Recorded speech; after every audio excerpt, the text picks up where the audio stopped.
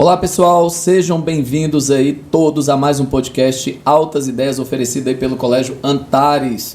Meu nome é professor Rafael Gama, de Geografia, estou aqui com a queridíssima professora Adriana de Sá.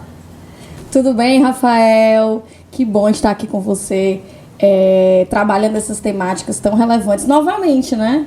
Agora mudando um pouco as nossas observações, a nossa categoria de análise, nosso foco de análise, mas também bastante relevante para todos os vestibulares que venham a abordar a geografia do Ceará. E é legal, moçada, quem está escutando aí a gente, porque nós vamos focar hoje em um tema. Qual é? Geografia do Ceará, que é a ideia, né, desse podcast, dessa trilha. Só que a gente vai abordar a RMF. Professor, o que é RMF? A sigla para Região Metropolitana de Fortaleza, ou também chamada de Grande Fortaleza. A ideia é que a gente passe aqui em torno de uns 40 minutos, né, Dri? Batendo um papo sobre aspectos físicos e também os aspectos socioeconômicos da região metropolitana de Fortaleza. A UES cobra, sim, e também serve até para IMPA, por exemplo, questões de concursos muitas vezes. Então, claro que o nosso foco aqui é falar sobre a Universidade Estadual do Ceará e a sua aprovação, quem está escutando a gente, nessa brilhante aí universidade, né, queridíssima universidade. Mas vai servir aí para muitas outras coisas que vocês ainda queiram fazer durante a vida. Tranquilo? E mais uma vez, parabenizar a iniciativa do Colégio Antares, né? De colocar esse espaço aqui para que a gente possa se aprofundar nessas questões tão específicas, tão nossas, né? É isso então. Lembrando, gente, que nós estamos disponíveis aí no YouTube, mas também na plataforma do Spotify. No YouTube, qual é a vantagem? Você pode acompanhar alguns mapas que nós vamos mostrar aqui na TV. E a vantagem do Spotify é que você estiver em qualquer lugar, né? Carro, academia, pode também, claro, no YouTube também, com o smartphone, estar vendo a gente, né? Não se preocupem que todos os mapas eles estão disponíveis também nos principais órgãos de análise de dados. Hoje estaremos utilizando os mapas que foram minerados, que foram retirados do Anuário do Ceará e também do IPES. Então vamos que vamos. Vamos para a primeira imagem aí que a gente tem e vamos começar a abordar. Vamos começar com Fortaleza, né? Fortaleza, time de glória e tradição? Não, sim, Fortaleza é o melhor. Desculpa, Rafael. Ainda bem que eu torço Fortaleza, mas Amém. Vamos lá. Moçada, olha só, dá uma olhada, é bom porque já tem uma Rosa dos Ventos. A gente consegue ter um sentido aí de orientação, né? Norte, sul, leste e oeste. O interessante, moçada, é a gente destacar que nesse mapa já tem a questão das regionais. Isso é muito importante. E está atualizadíssimo, né? Sim, diretamente do Anuário do Ceará 2022-2023. E o mais legal, Rafael, é que a gente já consegue observar também, nem precisa elencar, nem precisa descrever quais são as regiões. Só o ato de regionalizar uma capital como do porte de Fortaleza, a gente já sabe o porquê desse processo de regionalização. Esse processo de regionalização se dá através da necessidade de entender as realidades e também da destinação de verba pública. E é legal, moçada, quem está acompanhando, são 12 regionais, né? Ali você encontra SR, porque significa Secretaria Regional. Aí você tem a numeração, né? Tem ali a SR1, que vai pegar mais a parte da Barra do Ceará. Você tem a SR12, que é a parte mais do centro ali, Praia de Iracema. E assim sucessivamente. Depois você pode acompanhar, quando pegar o mapa, essa imagem, conferir. O bom aqui é a gente saber que mudou. Nós tínhamos antigamente menos regionais. Sim. E agora foi atualizado para um total de 12. Pode ser uma questão da UES, seguramente. Pode perguntar, olha, atualmente, né, houve um processo de atualização e nós estamos com quantas regionais em Fortaleza? Então, são 12. Dri? Mais algumas questões específicas sobre a cidade de Fortaleza que é importante elencar aí para a galera. Primeira, qual é a nossa posição? Já falamos um pouco disso no podcast passado, mas é extremamente relevante, é a cara da UES. Nós estamos a mais ou menos 3 graus e 30 e poucos, 32 de latitude sul e mais ou menos 38 graus, também 31 minutos de longitude oeste, o nosso fuso horário -3 em relação ao meridiano de Greenwich. Densidade populacional, isso é muito relevante, também pode ser uma questão abordada na UES. A nossa capital, ela tem a mais elevada densidade populacional. Por quê? Porque nós temos uma área relativamente pequena, por ser uma área de capital, e a nossa densidade ela está quase em 8 mil habitantes, por quilômetro quadrado. Então, isso é uma densidade demográfica bem relevante. Pois é, e aí vale destacar, moçada, que a galera se assusta, né? Às vezes você fala assim, olha, a densidade demográfica de Fortaleza é maior do que a da cidade do Rio de Janeiro. Aí, às vezes, alguém diz assim, não, mas como é que pode? Porque a população da cidade do Rio de Janeiro é maior do que a população de Fortaleza. Aí a gente tem que fazer aquela revisãozinha, lembrar que existe a diferença entre o conceito de população absoluta e população relativa, que é o mesmo que densidade demográfica, né? Então, moçada, população absoluta é o total. Quando a gente fala densidade demográfica, na qual a Adri estava se referindo, é a questão do número de habitantes por quilômetro quadrado. E aí Fortaleza realmente, como tem uma população que é numerosa, se a gente for pensar em torno de Brasil, é uma das cidades mais populosas, então tem sim uma população absoluta bem grande, só que como a área do município de Fortaleza é relativamente pequena, quando comparada, por exemplo, a outros municípios como São Paulo, Rio, muitas vezes, acaba acontecendo que a densidade demográfica fica próxima aí dos 8 mil, né? Exatamente. Habitantes por quilômetro quadrado, que é a maior do país. E o interessante é pegar esses conceitos também que a gente está abordando e ir para as categorias de análise da geografia, como, por exemplo, análise do município. Fortaleza já está numa expansão urbana, que a gente vai ver mais para frente, uma conurbação, onde mesmo tendo uma constatação de município, nós não temos mais área rural. Então, isso também pode ser abordado, porque o crescimento horizontal e vertical da cidade acabou tocando os outros espaços urbanos de outros municípios. Então, isso também é uma informação bem relevante. Então, Dri, vamos pensar aí o seguinte. Fortaleza está no hemisfério sul. A situação geográfica, né? Vamos para a situação geográfica. Né? Então, vamos lá.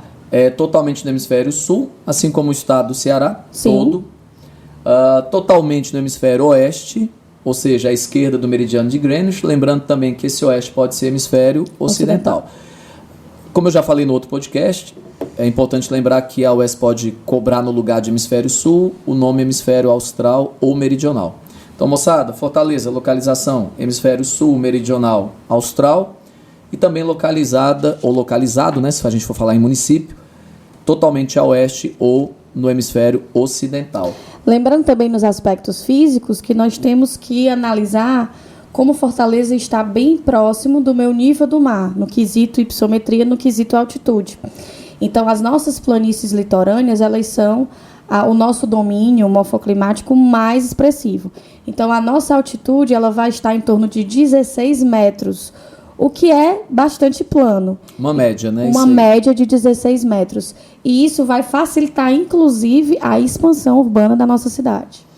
Então é isso, pensar que o nosso sítio urbano, o que é o sítio urbano, moçada? A forma de relevo da cidade. Perfeitamente, analisar a topografia da cidade é bastante importante. Inclusive, eu costumo falar para os alunos, Rafael, que a análise topográfica de Fortaleza, ela é bastante deficitária, porque os processos de expansão, até mesmo da malha rodoviária, ela não é baseada numa análise de constituição, né? Nem pedológica, nem de altitude, nem de hipsometria. Então, são problemas de infraestrutura que nós vamos ver mais à frente.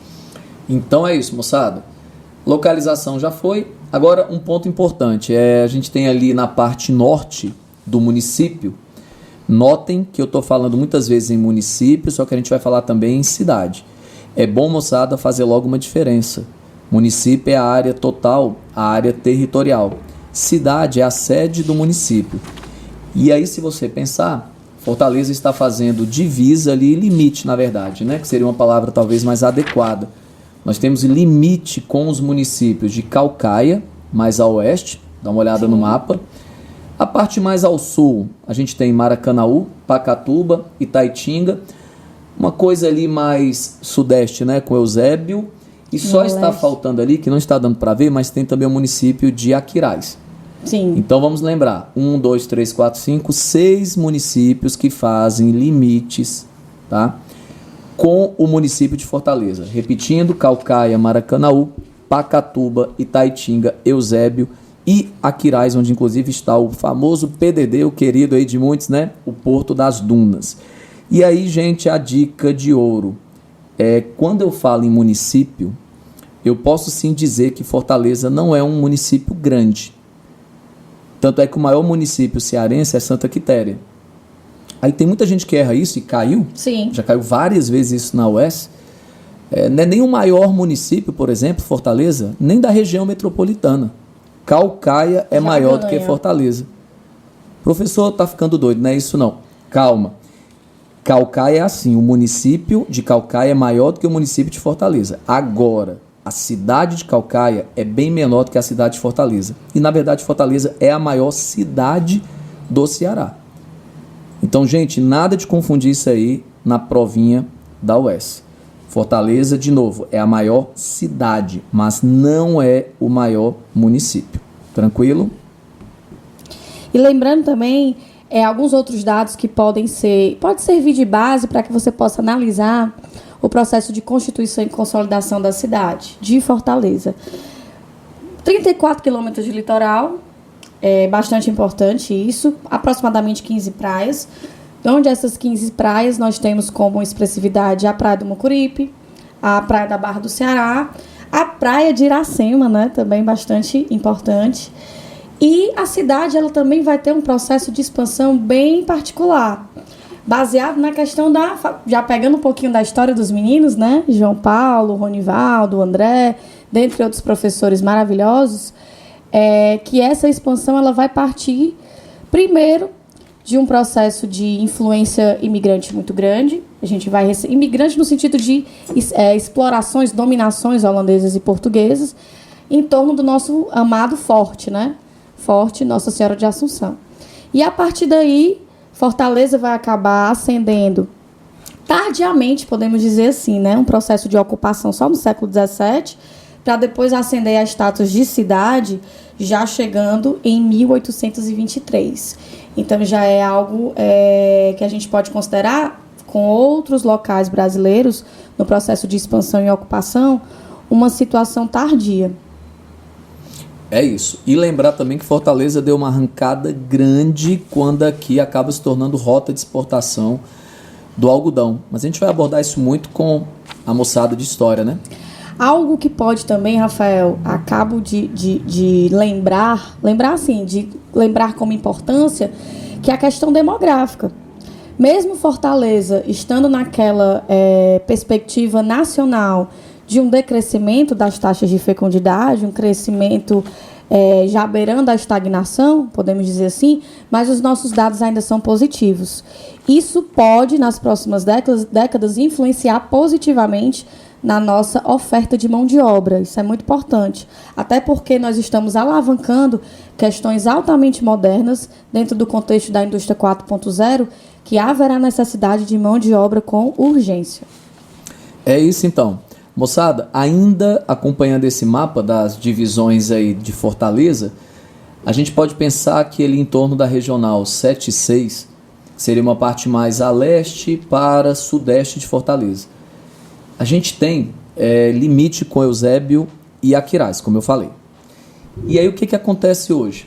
Você tem uma grande expansão, vamos dizer assim, de uma certa classe média alta, para bairros localizados aí nessa porção, até mesmo no Eusébio, e isso também a UES vem cobrando muito. Adora. Isso, o Eusébio você tem muito aqueles condomínios fechados, muitas vezes de alto padrão, de alto poder aquisitivo, e também o Porto das Dunas em Aquiraz. E a UES, ela gosta de abordar muito a nossa divisão social, né? Nossa eu costumo dizer nossa segregação, né? Socioespacial. Perfeito. E aí lembrando, assim, uma referência que eu uso muito com os alunos seria, por exemplo, dividir Fortaleza em duas porções, e que a UES faz, né? Que é dividir a porção leste e a porção oeste. A porção leste, gente, na visão da UES, e isso é verdade, claro, é uma porção mais abastada, vamos dizer assim, de melhores equipamentos urbanos. Metro quadrado, né? Metro quadrado mais caro de Fortaleza, no Mucuripe. Isso, você tem muitas vezes ali, possivelmente quase 9 dos 10 bairros com maior renda per capita, localizados mais nessa porção a leste da cidade, né? Mais para a direita, quando você está olhando de frente ao mapa. E é importante lembrar que aí o contrário é verdadeiro, né? A porção oeste seria uma porção que seria menos abastada assim, financeiramente, com menos equipamentos urbanos, muitas vezes. Então aquela segregação, por exemplo, que a gente ouve falar muito em novelas, né, do Rio de Janeiro, a famosa Zona Sul e a Zona Norte, na qual a Zona Sul do Rio é uma zona mais elitizada, né? Acontece em Fortaleza, só que dividindo na Leste, prova da oeste. Oeste, isso, leste e oeste.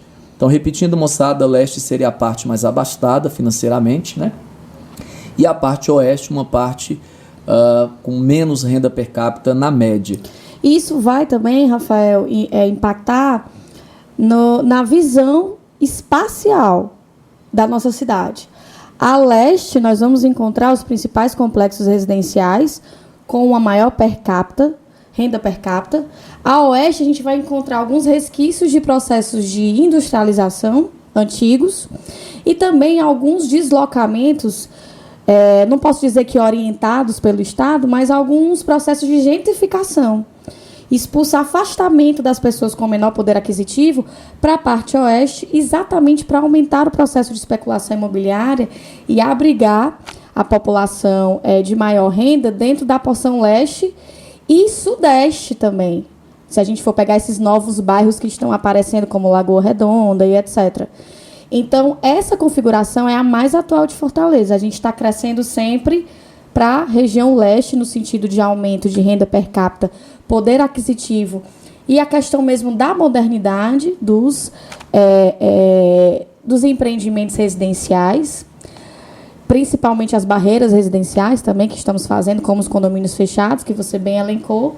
E na parte oeste, nós estamos concentrando a nossa região de maior vulnerabilidade socioeconômica também. Até mesmo se a gente for analisar outros índices importantes, como o próprio IDH por bairro, né? Por regional também pode ser um tipo de escala de análise. E aí, a gente tem que lembrar que isso extrapola o limite mesmo de Fortaleza, essa questão social. Então, o que a UES gosta de cobrar? Que muitas vezes extrapola para outros municípios. Quais são eles? Como eu falei, alta renda per capita, Eusébio e Aquiraz. Então, tem muita gente que hoje prefere morar no Eusébio, ou em Eusébio, né? E trabalhar em Fortaleza. Você consegue comprar muitas vezes um empreendimento, um apartamento, ou uma casa e um condomínio um pouco mais barato do que em Fortaleza, né? Muitas vezes. E se você, muitas vezes, trabalha naquela região ali da Washington Soares, por exemplo, talvez seja mais rápido você efetuar um deslocamento do Eusébio para Fortaleza, porque se você morar, vamos supor, na Parangaba e tentar atravessar a cidade para chegar até o Washington Soares. Então, como você falou, a especulação imobiliária, ela também foi muito forte nesse sentido, até de uma certa gentrificação mesmo, de uma valorização, ali Eusébio, Porto das Dunas, e o contrário é verdadeiro. Aí a galera, muitas vezes, que tem uma renda menor, acabou tendo que ir também para Maracanaú. Não acompanha, né, a dinâmica dessa nova parte da cidade abastada. Aí teve que ir para Maracanaú e Caucaia. Quando eu falo teve, é no sentido de que muitas vezes teve que morar muito longe dos seus locais de trabalho, em Fortaleza. Isso gera aquele deslocamento que a gente chama pendular muito forte.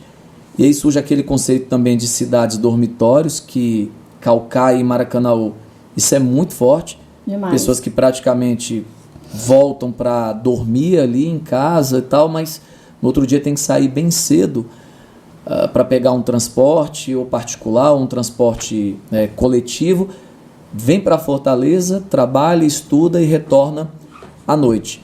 Não é à toa que o próprio Metrofol, o metrô de Fortaleza, ele, quando foi inaugurado, é muito esse eixo sul-norte para trazer, sobretudo, trabalhadores ali de Maracanaú, Pacatuba, para a parte central de Fortaleza, bairros como Benfica, agora que está em construção, né, a questão da linha leste, que seria aquela linha que pegaria por baixo ali da Santos Dumont, viraria na altura da Engenheiro Santana Júnior e iria até mais ou menos o Fórum Clóvis Bevilacqua, mas ainda está sendo feita, né, as estações. Isso. E é interessante também observar que esse crescimento de Fortaleza, ele vai trazer para nós algumas situações bastante importantes no quesito legislativo. O próprio plano diretor das cidades que estão conurbadas na nossa região metropolitana de Fortaleza, eles precisam ser integrados, porque a questão da mobilidade, como você falou, é muito mais fácil, às vezes, você chegar numa outra cidade do que num outro bairro da nossa Fortaleza. Isso aí nos leva a pensar como fazer políticas públicas, como pensar num projeto de arborização, de mobilidade, um processo de expansão urbanística. Tudo isso hoje faz parte das principais pautas de debate da política. Então, isso é muito importante. Até mesmo destinação de verbas da federação para o Estado, ou então também as verbas municipais que acabam transitando, né? Essa questão da fronteira, ela acaba ficando muito mais fluida. Então, eu já pego o gancho. Esse é o conceito de região metropolitana. Você tem um município, uma cidade que ela é mais importante, é a que vai dar nome à região metropolitana. Então, se você tem região metropolitana de Fortaleza, o principal município, a principal cidade, claro, é Fortaleza. Aí você tem lá a região metropolitana de São Paulo, a principal cidade é um município, São Paulo. Gente, quando a gente fala em região metropolitana, tem um município principal e você tem municípios próximos e que existe, como a Adri falou, uma interdependência, né? Sim. Muito grande. Como eu falei, a pessoa mora em Aquiraz, em Porto das Dunas, mas ela precisa se deslocar para Fortaleza e voltar à noite. Tem gente que mora em Caucaia, precisa se deslocar para trabalhar, estudar em Fortaleza e retornar à noite. Então, transporte é um problema aí comum aos dois municípios, Caucaia e Fortaleza. Então, a solução, muitas vezes, tem que ser uma solução integrada, conjunta. Então, essa é a ideia de criar também uma região metropolitana na questão da gestão de problemas que são comuns, a questão também das verbas que são destinadas a essa região metropolitana. E lembrando que quando eu falo Grande Fortaleza, eu estou me referindo à região metropolitana, que tem um total de 19 municípios. Então vai anotando aí, 19 municípios. Fortaleza e mais 18. Tá, moçada? Então não é assim, Fortaleza e mais 19. Não, senão daria 20. São 19 no total. Fortaleza mais 18, já nós vamos listar todos eles. Vamos analisar já o próximo mapa. Vamos lá. Próximo mapa aí pra gente. Esse mapa da região metropolitana, eu gosto, Rafael, particularmente, de dividir ele em setores, em vetores de processo de expansão. Como o Rafael falou, a região metropolitana ela é essa relação de interdependência. É uma interdependência que a gente pode dizer que não é só econômica. É uma interdependência social, porque a cidade ela só ganha vida se tiver pessoas. Se não tiver esse ir e vir, esse movimento, a gente não vai ter esse processo de integração. Nós que damos significado àquilo que é gerado dentro da região metropolitana. Então, a gente pode observar, por exemplo, um vetor saindo de uma área mais central da parte da cidade de Fortaleza, passando por Maracanaú, Maranguape, Pacatuba, a gente vai ter um desenvolvimento aí dessa região metropolitana pautado pelos quesitos industriais, né? A própria implantação do Distrito Industrial de Maracanaú, na década de 50, ela inicialmente vai ser um pouco esquecida, mas ela vai favorecer esse crescimento para essa região. Outra parte que a gente pode elencar é o crescimento na questão mais a oeste, norte, noroeste, crescendo aí para Caucaia, São Gonçalo do Amarante, Paracuru, Paraipaba e Trairi, São Luís do Curu também, onde a gente vai ter uma expansão muito voltada para a questão também do Porto do Pecém, que a gente vai falar um pouco mais à frente. E nessa vetorização, nessa análise de vetorização, a gente pode observar também a exploração turística, né? Porque a gente já está pegando uma boa parte de litoral. Na minha parte, mais a sudeste, a gente vai ter os centros novos de exploração industrial, como é o caso de Horizonte, Pacaju e Chorozinho, onde tem uma expressividade que eu gosto de sempre lembrar, Rafael, que é essa expressividade da consolidação da RMF. Nós devemos muito também ao papel protagonista do algodão, que também vai trazer uma impulsionalização para o PIB do nosso estado durante muito tempo. Até mais ou menos a 1960, a gente tinha um PIB praticamente 50% calcado nas produções relacionadas a derivados de algodão. Mas, Adriano, o que é que isso tem a ver se a região metropolitana só foi em 1973? Eu começo a criar as relações econômicas, eu começo a criar a circulação de produtos, e aí eu começo a expandir os meus centros de interdependência. E na parte mais a leste, a gente tem os grandes resorts, a exploração do terceiro setor voltado para a área turística, mas também nós temos na região, nessa vetorização mais a leste, o que está bem na moda, digamos assim, que é a questão da carcinicultura, né? A exploração desses viveiros próximos ao litoral.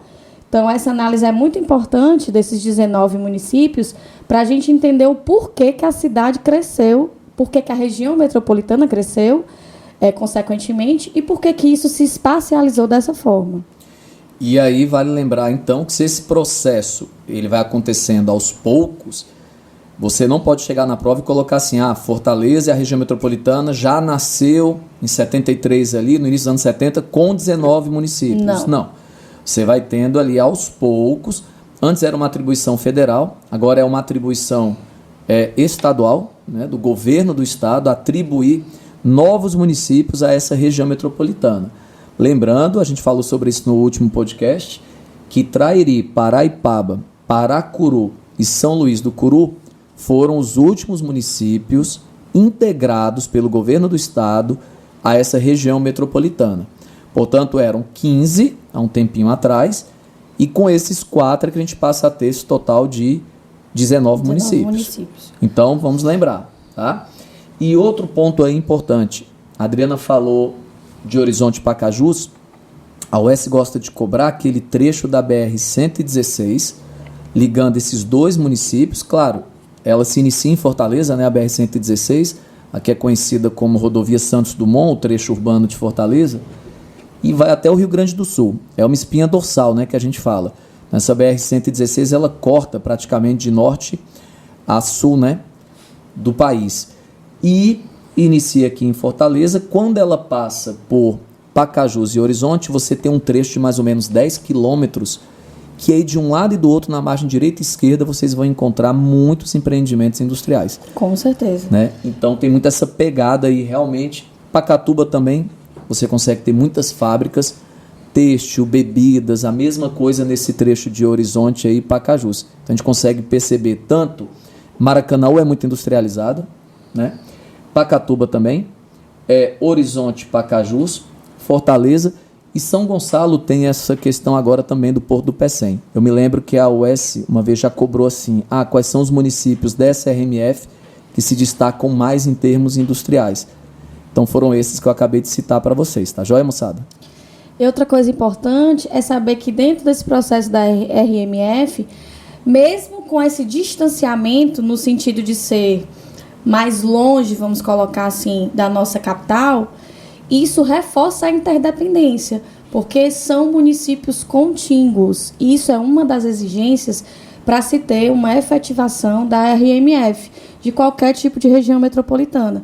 Então, não esquecer que tem que ser municípios seguidos. Outra coisa, Rafael, que eu queria colocar para a gente bater uma bolinha, essa questão de que Fortaleza antes ainda é o nosso centro industrial da RMF, mas que ela vai perdendo um pouco dessa capacidade quando a gente tem uma reestruturação produtiva. Quando a gente já chega na terceira revolução industrial, no pós-década de 70, que as indústrias vão saindo ali da Francisco Sá, da nossa parte oeste, e vão buscando outros espaços para se reespacializar. Então, acredito que isso também impulsionou bastante esse nosso impulsionamento da RMF, que exatamente vai coincidir com 73 da sua institucionalização legal. Então, é importante a gente ver que Fortaleza ela já tinha chegado no ápice, supostamente, do seu crescimento, das relações ligadas ao setor secundário e estava galgando o setor terciário, mas precisava ter espaços residenciais e espaços de fluxo de capital, como, por exemplo, bancos e outros tipos de processo de desenvolvimento. Então, por isso também que a RMF ela vai ganhando esse corpo, ela vai expandindo para poder não deixar a economia perder alguns eixos que continuariam a ser explorados, mesmo com esse processo da modernidade chegando no pós-terceira revolução industrial.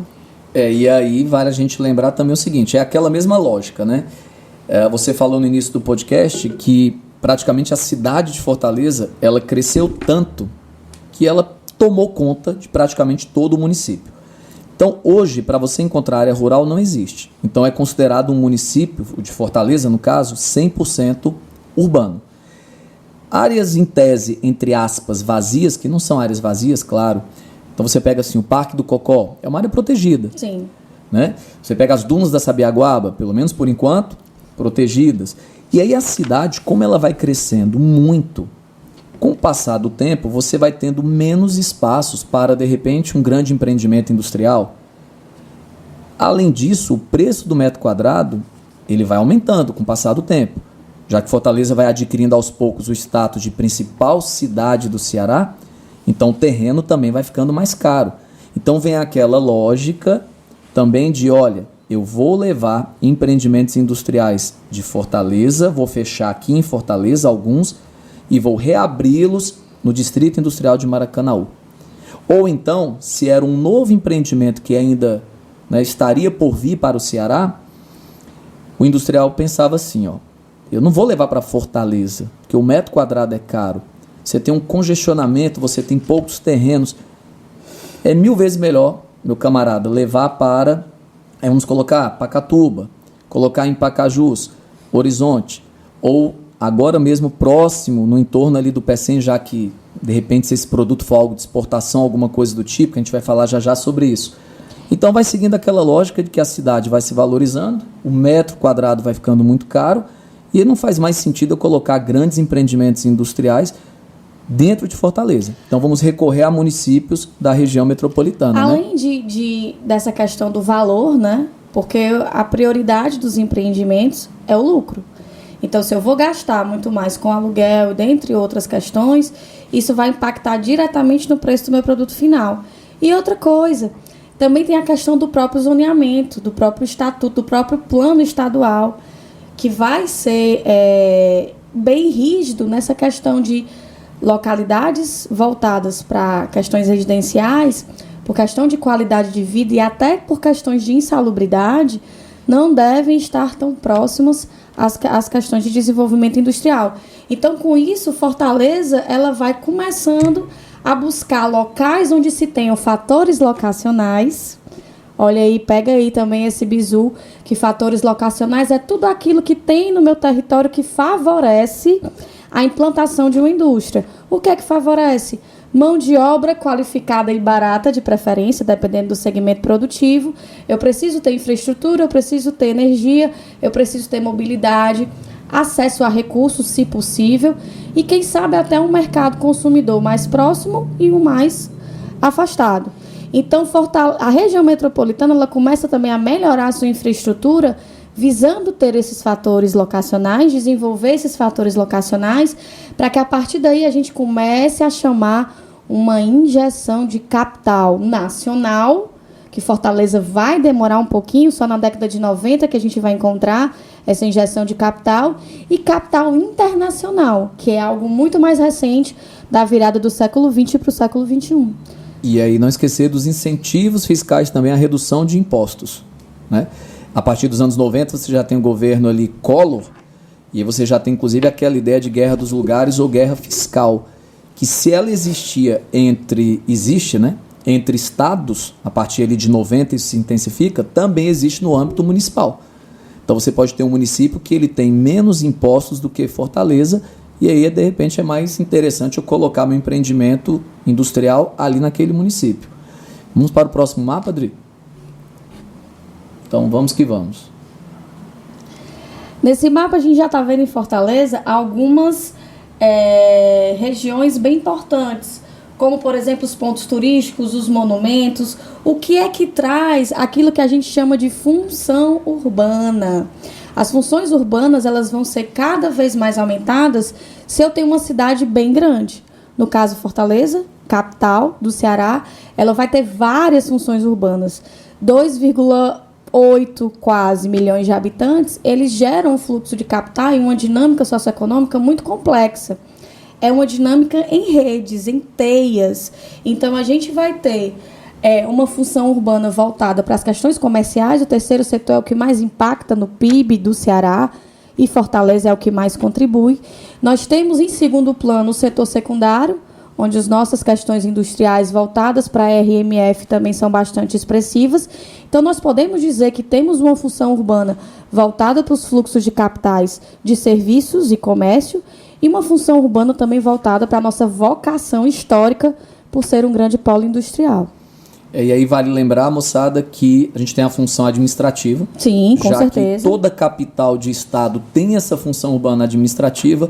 Aqui a gente tem o Cambeba, que é o centro administrativo, que se localiza no bairro de mesmo nome, né? E você tem também, por exemplo, o Palácio da Abolição, ali no entorno do Meireles.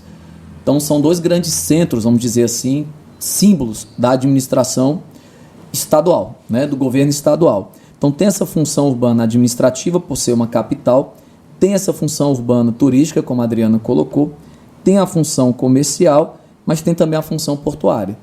A gente sabe que até pouco tempo atrás, ali anos 2000 para cá, antes disso, a gente só tinha um porto, no sentido de porto industrial, né? Assim, se é que a gente pode chamar assim, um porto realmente pensado, com um calado maior, que era o porto do Mucuripe. Aí depois é que vem o porto do Pecém em São Gonçalo do Amarante. Então, olha, função administrativa, função comercial, função turística e essa função portuária. A Adriana destacou muito aí a questão do setor terciário. Temos que lembrar, quem é o setor terciário? Comércio e serviços, né? O setor secundário, a indústria, e o setor primário, agricultura, pecuária e extrativismo. Como a gente falou que Fortaleza não tem meio rural, então já dá aquela ideia que os dois principais setores da economia são de fato setores secundário, o principal que gera maior PIB e o que gera maior mão de obra empregada vai ser o chamado setor terciário, comércio e prestação de serviço. Né? Exatamente, até porque se a gente for pensar no que é produzido, o valor do produto final ele vai impactar muito mais no PIB, valor mais alto, né?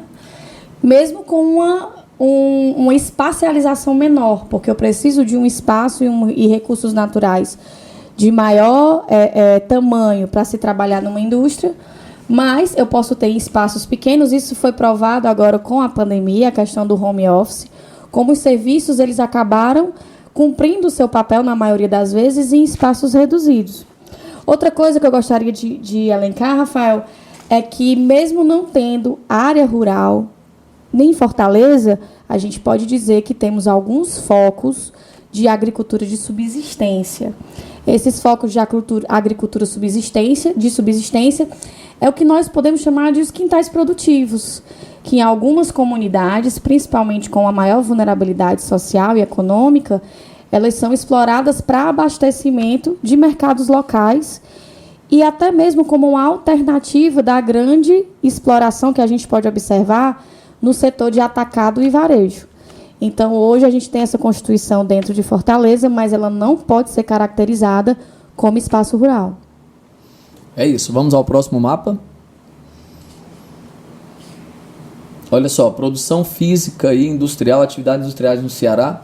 Aí você tem um destaque, quem está acompanhando a gente, produção aí, produtos de metal, metalurgia, né? Você tem máquinas, aparelhos elétricos, alimentos, indústria, couro e calçado, minerais não metálicos. E uma coisa que o Ceará é muito forte, né? Bebidas, confecções, ramo têxtil aí também. Mas vai lá, Adri.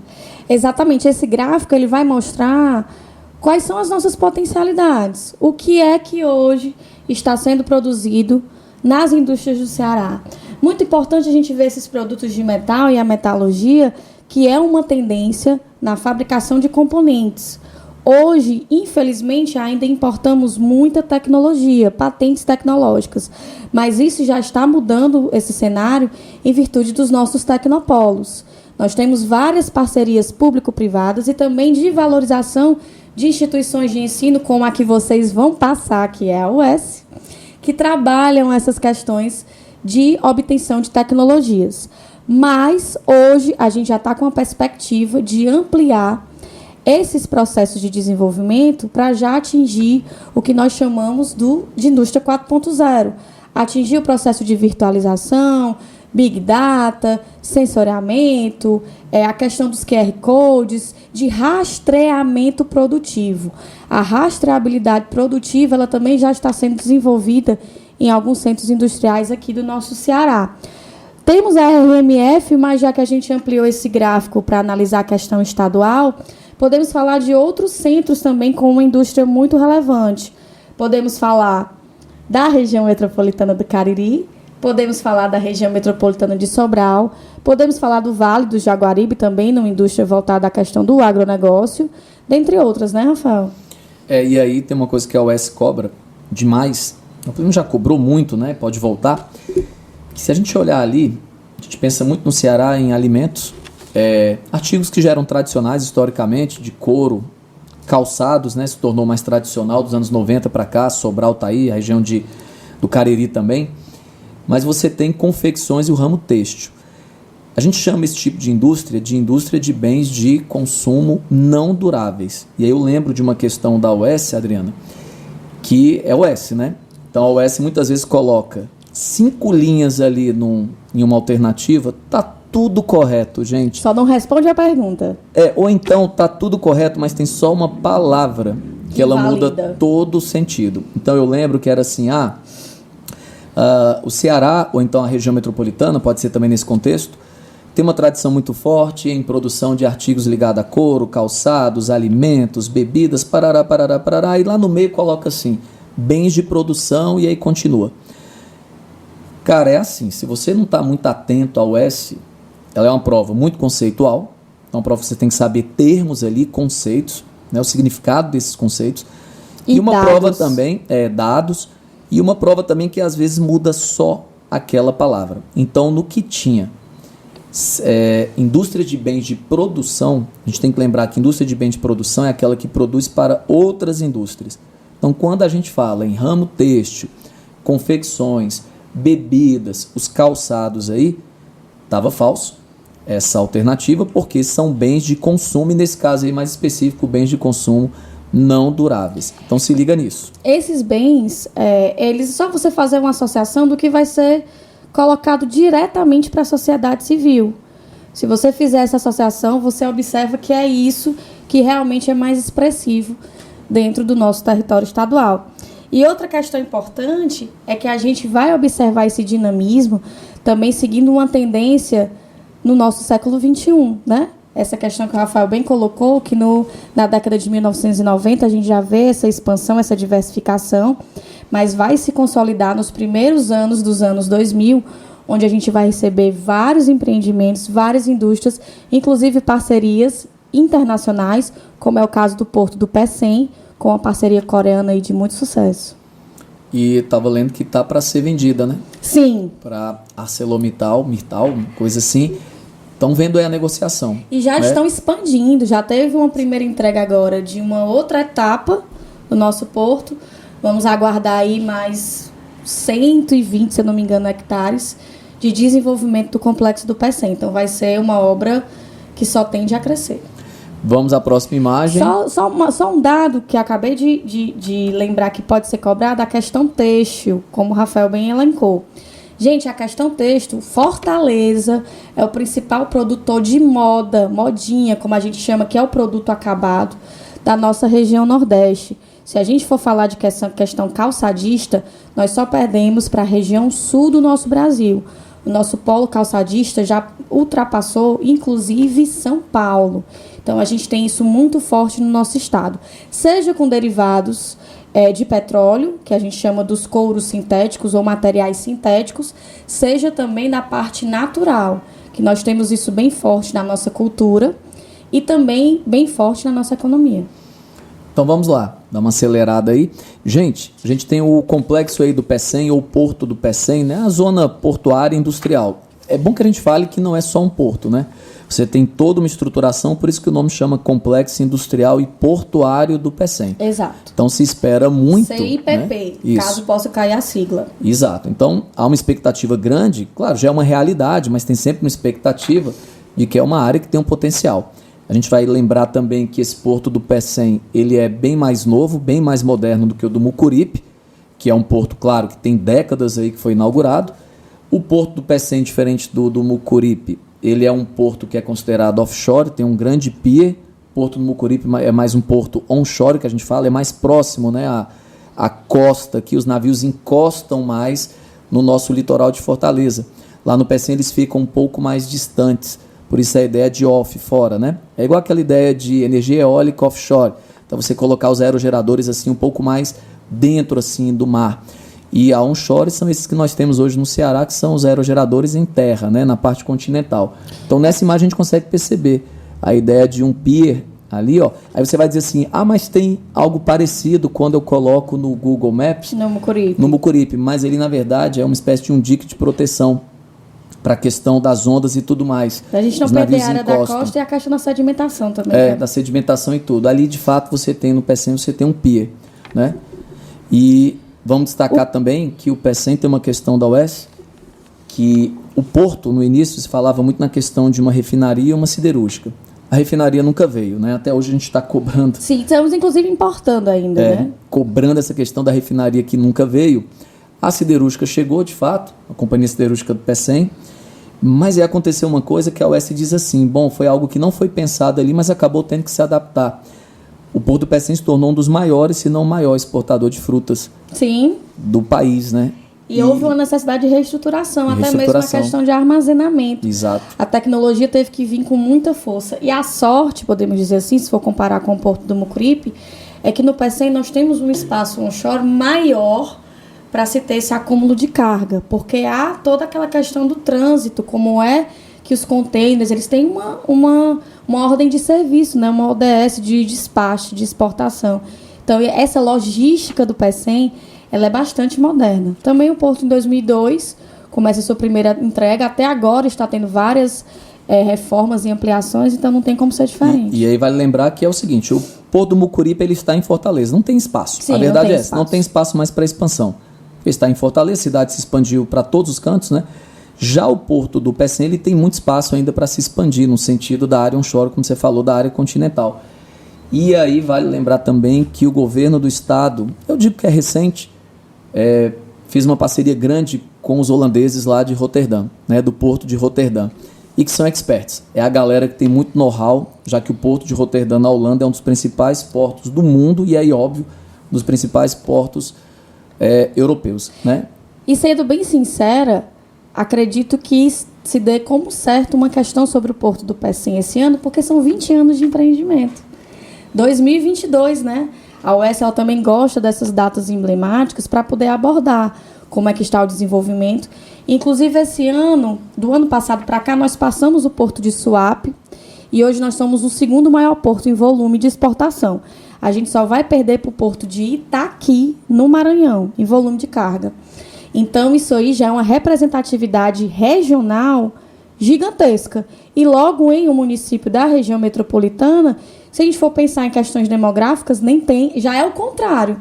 É um êxodo urbano saindo de um grande aglomerado populacional, que é a nossa capital, e indo contribuir com a questão dos serviços e tudo mais em outros municípios contíguos, né? Muito interessante esse fenômeno que é tendência das grandes metrópoles, esse nosso êxodo rural. E aí vale lembrar que tem aquele empreendimento dos italianos, que é aquela Smart City, né? Sim, a Smart City, com certeza. Que foi colocada lá em São Gonçalo, que tem esse propósito de ser uma, abre aspas assim, uma cidade inteligente. Já é nesse foco de que, olha, como está crescendo muito ali para o lado do PECEM, então as pessoas podem querer sim morar aqui. Quem trabalha, por exemplo, no PECEM, no complexo industrial, pode ser de repente 1000 vezes melhor morar por ali do que morar aqui em Fortaleza.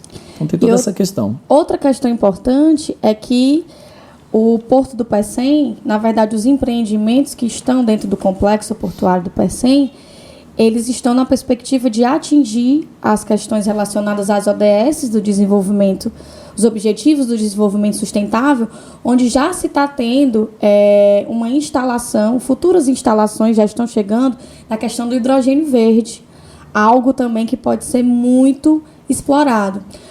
Já tem mais ou menos 16 protocolos, o que seria esse hidrogênio verde, né? Para quem nunca ouviu, ai meu Deus, o que é que vai acontecer? Vai ficar tudo um monte de planta? Não.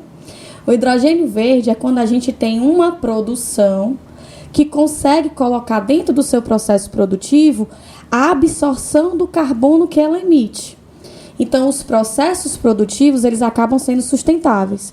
Então, com isso, nessa produção de hidrogênio verde, já com 16 protocolos assinados no PECEM, a gente vê ótimas perspectivas para atingir um processo de menor degradação ambiental. E aí para a gente já ir finalizando, o que a gente chama de hidrogênio verde, em contraste, por exemplo, com o hidrogênio mais marrom e cinza que a gente fala, é porque a energia que vai ser gerada para a produção desse hidrogênio, o Ceará tem as duas que são muito promissoras, Exato. que é eólica e solar. Então, por exemplo, nosso hidrogênio de fato aqui ele vai ser um hidrogênio verde, porque o que vai gerar, o que vai ajudar a contribuir na produção desse hidrogênio vão ser fontes alternativas como a solar e a eólica. Então isso é importante destacar. Há quem diga que muitas vezes pode ser o melhor lugar do mundo para a produção desse tipo de combustível. E como está todo mundo louco, o mundo está demandando aí energias alternativas, né? Pois é. As entregas da nossa... Países europeus, principalmente cheios de protocolos para redução de emissão de gases, então podem recorrer e o Ceará tem aí um potencial muito grande. Vamos ver se vai dar certo. Vamos ser otimistas. Está dando, né? Está dando. Para colocar como fator de comparação, Rafael, é como se a gente comprasse um eletrodoméstico com selo de economia de energia A. Já cria um valor agregado àquele produto que é produzido, porque a gente tem uma consciência de que a degradação vai ser menor, que eu vou estar utilizando fontes alternativas e que o meu valor agregado ele vai ser um valor também social. Eu estou mudando o meu estilo de vida, eu estou mudando o meu estilo de consumo. Isso é uma das coisas que a gente tem, aquele selo Procel, né, que a gente chama. Isso também é uma contribuição da sociedade civil. Pode ser que a gente ache que seja em pequena escala, mas é um começo. E esse começo ele tem que ser startado, já está sendo startado, mas ele tem que progredir o mais breve possível. E outra coisa, só para a gente arrematar essa questão do Porto do Pecém, é que nessas questões de protocolo do hidrogênio verde, nós estamos observando uma crescente também de possíveis produções de carros elétricos, agora com a questão da exportação de componentes, mas futuramente montadoras. Isso já é uma perspectiva para o nosso estado. E outra coisa importante é que esses protocolos de hidrogênio verde ainda não estão finalizados, porque é como se eu fosse fazer um selo baseado nas questões da Anvisa, do Inmetro. Então, há todo um protocolo, todo um processo de pesquisa. Por isso, a gente pode dizer que esse processo ele está em andamento, não é um processo já finalizado. Bom, então é isso, moçada. Eu quero só lembrar que está disponível aí no YouTube, na plataforma Spotify, e que nós vamos, na medida do possível, gravar próximos episódios, não é isso? Continuando a abordar a geografia do Ceará, que a gente fez agora região metropolitana de Fortaleza. A gente vai ter um podcast sobre aspectos socioeconômicos de todo o estado do Ceará. Ainda temos mais um podcast sobre questões ambientais do nosso estado. E para finalizar aí com chave de ouro, a gente vai bater uma bolinha com a galera da história e fazer uma interação bem bacana com João Paulo, Lia, demais professores. Vai ser incrível. Isso, quero agradecer demais a todo mundo que acompanhou a gente e até o nosso próximo podcast Altas Ideias. Valeu e grande abraço. Abraço, moçada.